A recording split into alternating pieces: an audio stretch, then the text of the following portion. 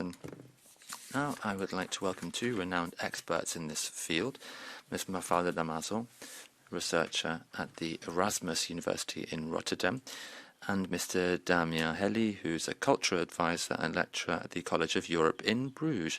Mr. Damaso, you have the floor now for 10 minutes. Yes. Good morning, and thank you for the invitation. My intervention will be quite different. It will be more academic, and it focuses on why political leadership is required in and from the European Parliament in support of ICR, of international cultural relations. And I will organize it around three main points. If you could go to the next slide, please. First, we are living through a geopolitical tipping point, and the shape of the world order that is to emerge, as well as the role of the EU within this order, will depend, namely, on the response that the EU gives to global claims of justice. And so the continued relevance of international cultural relations will also depend on this. Second, one of the main challenges for ICR today is the mismatch between theory and practice. And this mismatch damages the perception of the EU. This can and should be addressed with relatively minor changes to the EU's global cultural action. Third, while ICR can enhance global governance by opening up avenues for cooperation, if the strategy is again to remain relevant in the long term, it's crucial to make this link between ICR and global or transnational cultural governance explicitly. Next slide, please. Thank you. So I'll start from the beginning. The idea of a geopolitical crisis or tipping point is something that is increasingly illustrated by a variety of international relations scholars, as is illustrated by those two recent and fascinating articles, I think, in the International Affairs Journal. And I'm mentioning this because this journal and these scholars are part of the canon of international relations. I'm not mentioning ideas from the margins, okay, of international relations scholarship.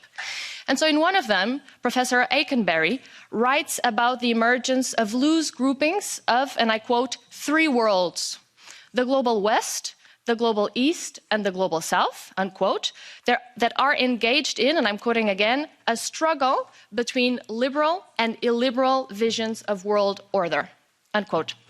And I think while most of us in this room will broadly agree with this analysis, I also think that to identify ways forward for the EU that are long-lasting, again, we must go beyond the liberal versus illiberal dichotomy.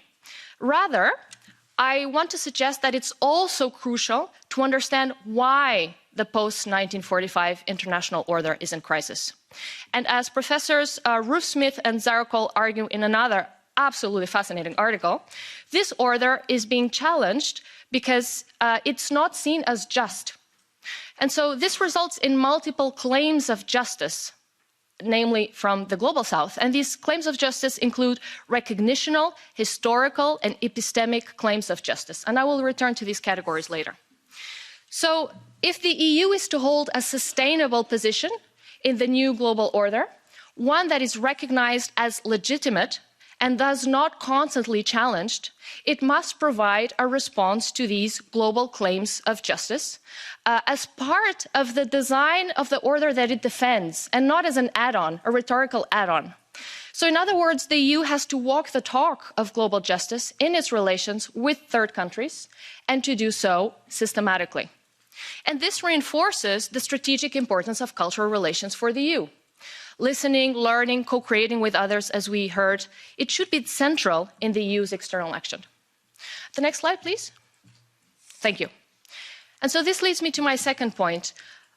Cultural relations are challenged in multiple ways, as we heard, but some of those challenges are internal. There's a mismatch, again, between theory and practice. And so, to reiterate, there's a clear inconsistency between the ambition behind ICR and the limited financial support available to implement it. And so the need for a dedicated funding stream is obvious, as mentioned in the 2022 resolution, by the way. And to give a practical example as well, so one of the tasks of the Horizon Project Reboot, on which I'm working, focuses on EU film festivals. And besides me, there are several colleagues working on it, Iltunen Ladismäki from the University of GYU in Finland, and also Belil Arkadi Erdedi from KAS University in Turkey.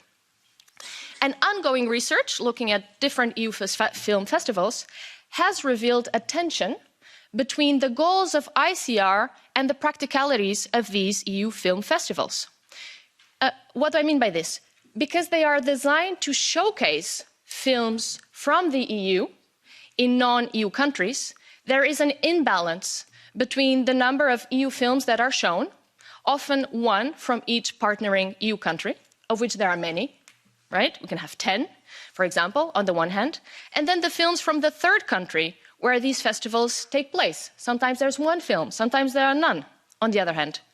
And it would be relatively easy to make these festivals two-way opportunities for local and European film professionals to interact around films created from both sides, and if not, to transform them fully into joint festivals and thus into exercises in cultural relations rather than exclusively in cultural diplomacy. These are, of course, ideas that are coming from this emerging research from my colleagues as well.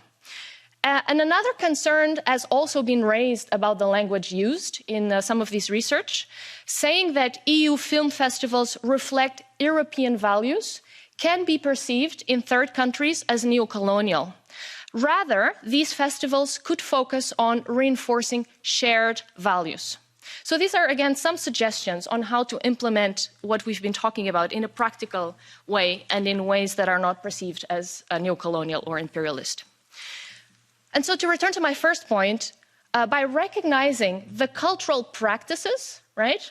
So the film production, so the cultural practices, and also the values of third countries, these minor changes could illustrate potential ways for the EU to be more systematic in its external action and to address recognitional claims for justice by the Global South and beyond. This idea of recognition, right, is something that can be implemented in practice in relatively straightforward ways. And I have to say as well as a side point that addressing this mismatch is also important to preempt the reinforced use of the EU's contradictions by illiberal actors in their disinformation campaigns. And I'm not going to discuss it here, but I am leading a policy paper for the EUI that looks namely at the cultural elements of this information, and I'm happy to share it when it's ready, which will be soon. Next slide, please. Thank you. And so this leads me to my third and final point. The EU is actively engaged in discussions regarding the role of culture in the post-sustainable development goals mentioned as well in the 2022 resolution. And this can take the form of guarantees of artistic freedom, also mentioned in it. But I think that the EU can be even more ambitious and argue for an ICR-inspired approach to the post-SDGs, recognizing the existence of multiple ways, non-European ways, to link culture and development.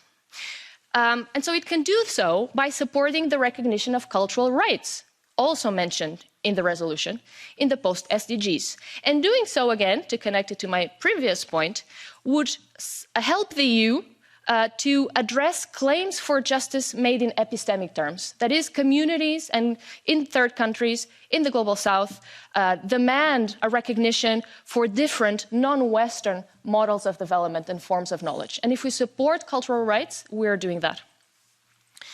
And to give another example, echoing Mr. Sanino's point, as you know, there are increasing demands for restitution, and EU member states have to face them, increasingly from their former colonies, namely.